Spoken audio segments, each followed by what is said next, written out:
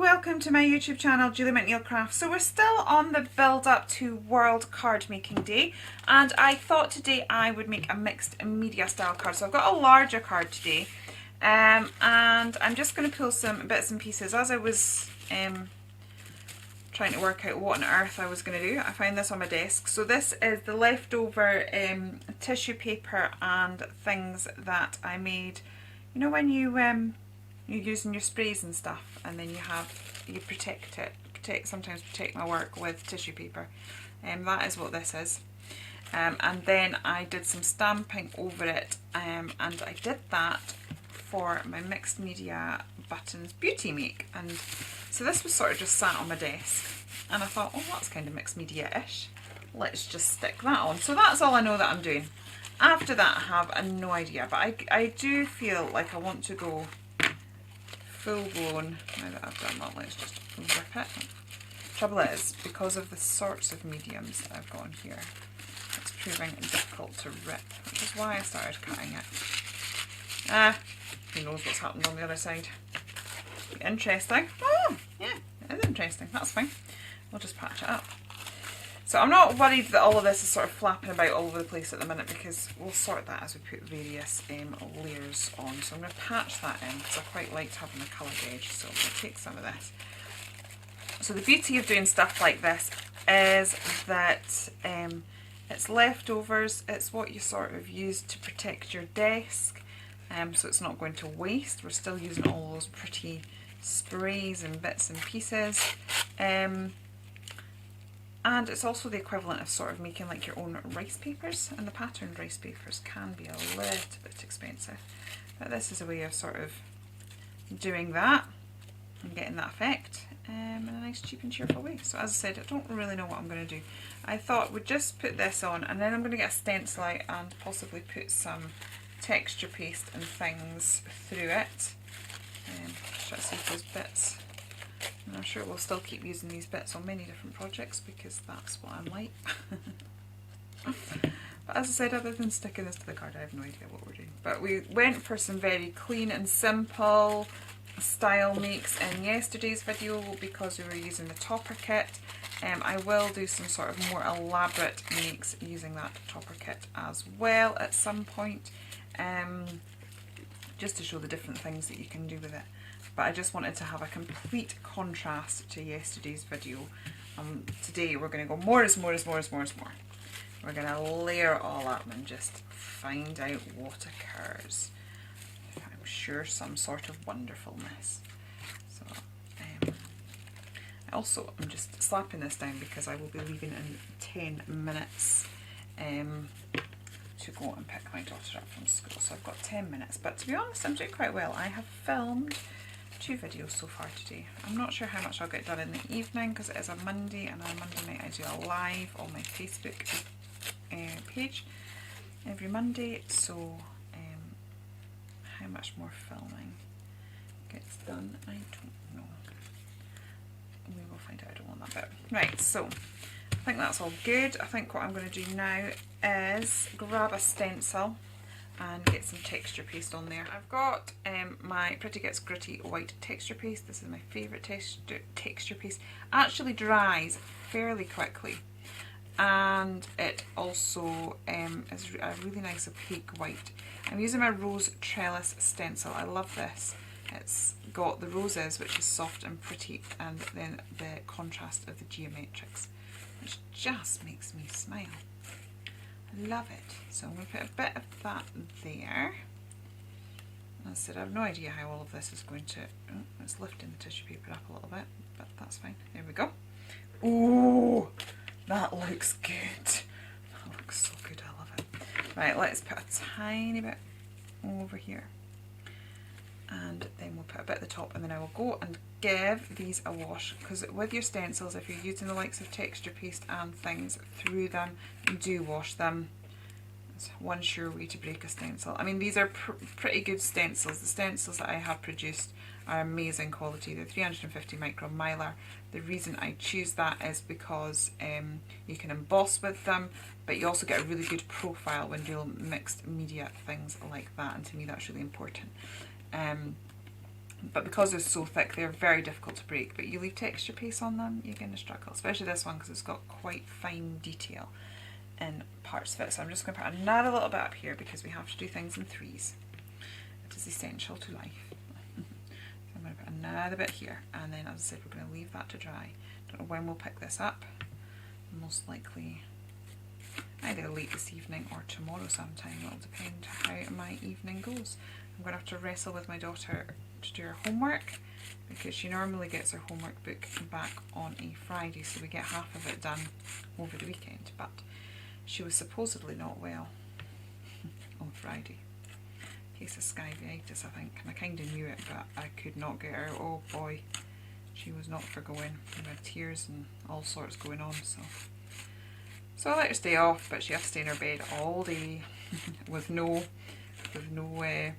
technology, no TV, no iPad. She wasn't allowed to do her art either. She was allowed to read, and that was about it. Reading's not her favourite thing, so. So let's hope she doesn't try and skive again. Right, I'm going to lift this up. Gorgeous! I have no idea what we're doing next, but that is just mixed media heaven right there. Right, I am going to leave that and I'll be back soon.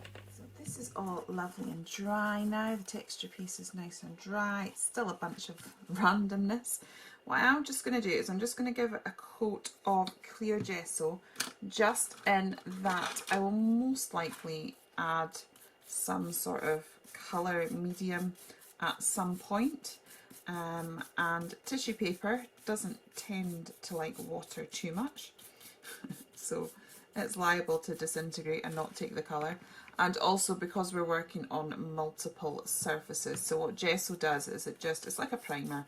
It unifies everything, it evens everything all up, and it just means when it comes to adding colour that it'll be a little bit of an easier process for us. So it's a bit like lots of things, you know, we quite often prime our walls if we're about to start decorating. When it comes to makeup, we tend to put a primer on then as well. So yeah, it's just the same as any of those processes, but we're popping it on our card. And what I've also done is I have just gone through my bit box and I've pulled out a load of floral elements that I've fussy cut from various papers, and I am going to add those to the piece once this has just dried off. I'm just going to let it dry naturally though, because this is a pre-made card, so it's not the highest quality. I'm already probably going to get it warping slightly, but that's fine, because if your cards warp while you make them, you just put them under a pile of books before you send them out to someone, and it just helps to straighten them. So I'm just going to let that dry because I don't really want to be bending it too much, and I will be back with you when that's all dry. Okay, so the gesso on all this is all dry. I've pulled out a few bits and pieces from the old bit box, and I thought, let's just see what we can do to put this together. So it's looking very good, very textured, very different. It's very different for me, to be honest, but I'm liking it. So definitely got some sort of collagey style something or other going on here. Right, glue. It was literally just in front of me, otherwise I wouldn't have started pressing record. Here it is. It's like, oh my word, I've lost that quickly. Now, will it work? That's the next step. Oh yes, look at that. It's going to be a good day. We've just started to film, and the glue is working. Awesome sauce. Okay, let's stick this down. So I'm just going to stick these elements down, sort of arrange them somehow or other, and then I think I will do a little bit of shadowing just to sort of emphasize these bits and pieces. So as I said, these are just elements that I've found in the old bit box, and I'm just sort of gonna layer them together somehow. I'm just trying to, because it's a bigger card than I'm used to working on, so I'm trying to make sure that we still have the height, that we still have enough going on, that it fills the card and it doesn't look too lost, that our sort of focal elements don't look lost, especially as we've got a lot going on. I mean, there's nothing wrong if you've got a clean and simple card. You know, just having one small element is quite striking, but because we've got a lot going on, we need all the elements not to be shouting at each other, so we don't want the background to be so busy that we're not seeing the foreground. So I definitely want to make sure that it's sort of the design element of it, the feature element of it is holding its own to all the busyness that's going on. So pop that across there. I do like these wiggle squiggle things. Fabulous, so much fun. Okay, so these are all elements, I think, from, yeah, we've got Paint It Funky, so this little squiggle's from the Paint It Funky paper pad, and as I said, they all sort of end up in a bit box, so sometimes it can be hard to remember just exactly what's going on. This and this is from the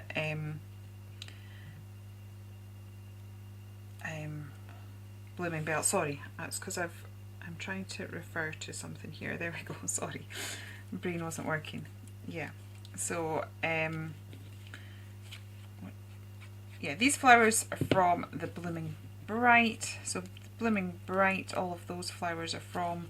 This one's from Paint It Funky, and then I think this butterfly that I'm just about to put there is from the Delightfully Dotty paper pad.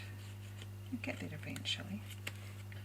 Sort of losing the ability to talk in between it all, but we got there eventually. Right, so I'm going to do that, stick that down, and as I said, what I want to do now is just to make this a lot more of a focal image. So I'm going to do that by shadowing it, which will help to bring it forward, because anything dark recedes to the background, anything brighter pops forward. And it's a great way of making your pieces look much more, I mean, there's a lot of 3D to this anyway, but it's also still fairly flat. So we've got texture paste and stuff, but you could probably still get away with putting this through as a normal size envelope. Right, I'm just going to grab my pencils. I'm going to use my Inktense again. This glorious collection, I love it. It's like, whoa, da-da-da. I do love it. Right, I'm going to go for this blue. That was a present years and years ago from my hubby for my wedding anniversary. I had hinted severely that I wanted some Inktense pencils, but I was expecting, like, you know, like a small set and a set in a tin, and then I got presented with a full set in a big wooden presentation box. I was a bit delighted. You did well that year. Okay, so I'm just going to scribble around. One of the amazing things about Inktense pencils is they move like a watercolour. So they're water soluble and they move like a watercolour, which for me helps to give me control, and I like that. But once they are dry, they are permanent. So it means you can use them on fabric. You could create t-shirts and things with them if you wanted to, and they would survive the washing machine. Trouble is also, if you were to get this on your clothes and once it's wet, if it's got wet and then dried, that's it, permanent. You're stuck with it. So do be careful.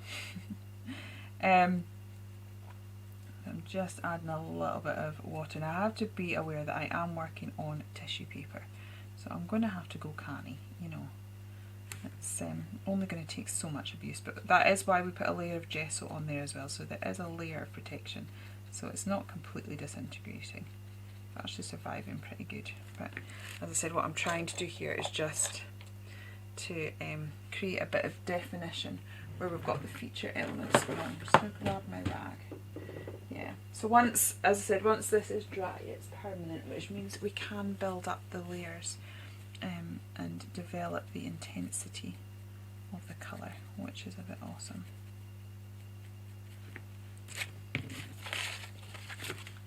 So what I may do, because I think I've said all I can say on shadowing. I love shadowing, and I feel like I say the same thing every time, so you know, feel free to skip me forward if you have heard me waffle on about it. But for those of you that have just joined me, you might be new to this process. And as I said, anything in life has a shadow. If I do that, you can look how dark. I mean, that's a huge difference in colour. And sometimes we can be afraid of that in our projects. But actually, if we can embrace it, It really does, because that's how our brain is used to seeing things. And as I said, what it'll do is it pushes the background further back, and it'll push these elements forward. So even though we've got a busy background with lots of layers and elements, this will still become the focal point. It'll not be so busy that the eyes can't cope. So I do like to explain that, but it does take me a little while to do my shadowing properly. So what I am going to do is just pop you on fast forward while I finish that.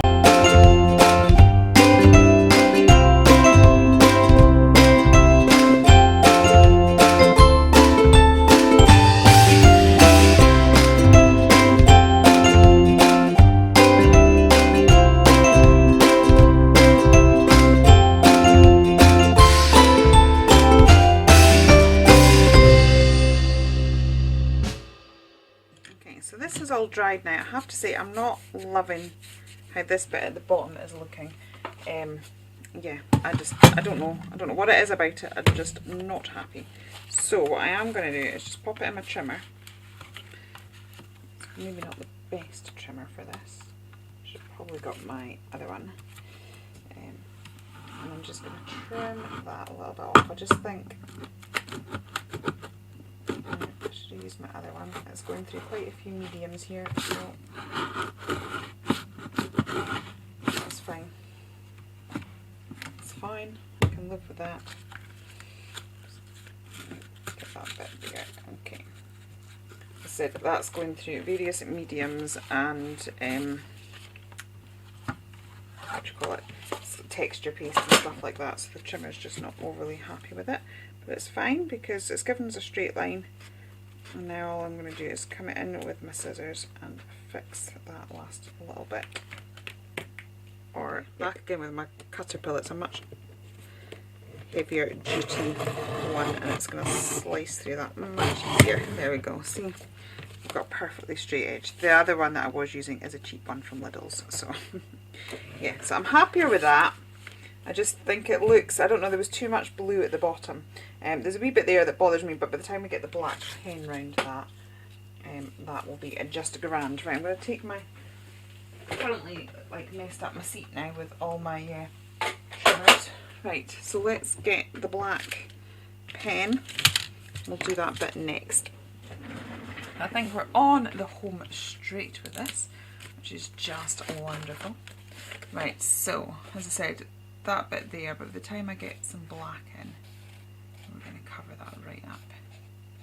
But I just think the layout of, just the way I was trying to sort of, I don't know, it looked funny because I put this wiggly bit in. It looked funny not having colour all the way to the end, but then it just felt like it was just too much blue and it ended up making that bit look really random. So I just got rid of it. There we go. Right, now we've got extra. I'm just going to push that forward because I don't particularly want it going on the extra tissue paper as such. I think that's going to end up looking really messy. I'll just, there we go. So immediately frames it. I've also got this little sentiment here. It says just for you, and I'm going to bring that into the project as well.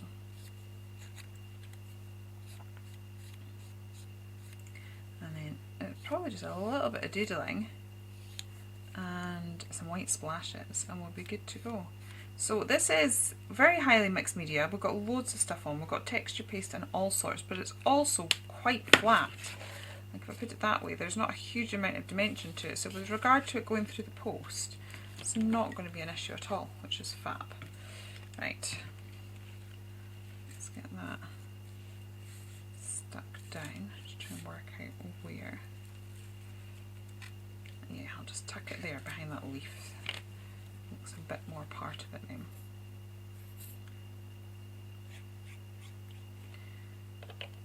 Okay. So I'm just going to do all of this. Right, we'll pop that in there. There we go. That stands out quite a bit.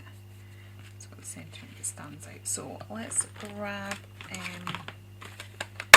love these pens, BR2.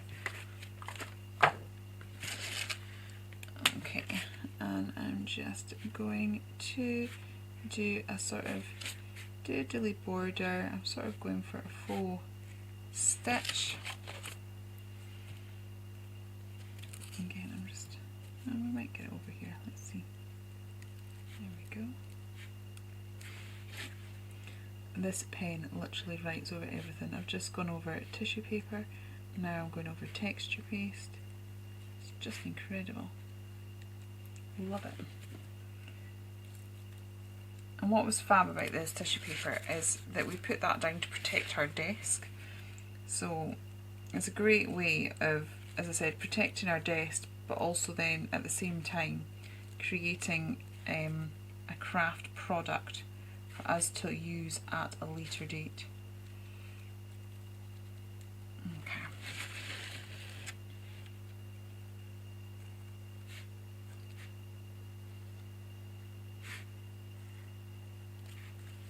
There we go.